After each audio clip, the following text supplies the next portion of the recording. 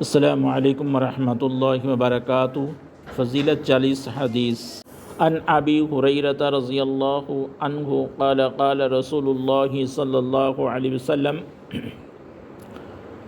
من حفظ علی امتی 40 حدیثا فیما ينفعه من امر دینہم بعثہ اللہ یوم القیامۃ من العلماء۔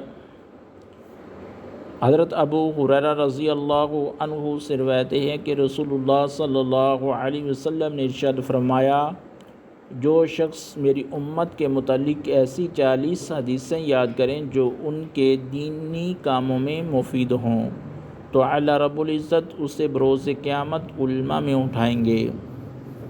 قال رسول اللہ صلی اللہ علیہ وسلم انما الاعمال بالنیات۔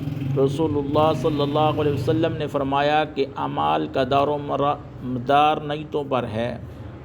قال رسول اللہ صلی اللہ علیہ وسلم الطہور شطر الایمان۔ رسول اللہ صلی اللہ علیہ وسلم نے فرمایا پاکیزگی ایمان کا حصہ ہے۔ قال رسول اللہ صلی اللہ علیہ وسلم ان المؤمن لا ینجس۔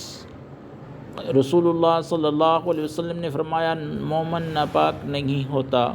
قال رسول اللہ صلی اللہ علیہ وسلم لکنوا موتکم لا الہ الا اللہ۔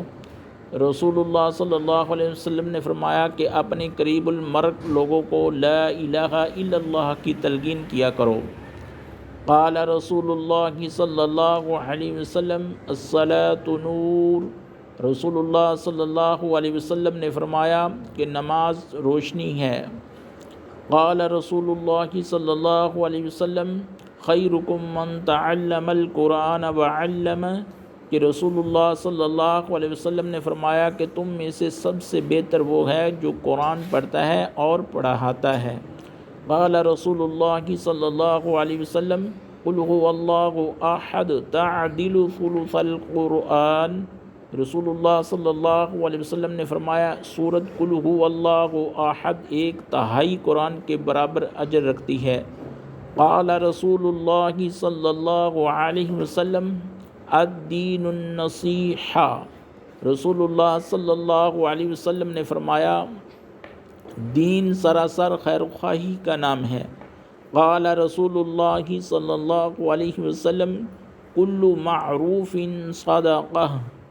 رسول اللہ صلی اللہ علیہ وسلم نے فرمایا کہ ہر نیک بات صدقہ ہے۔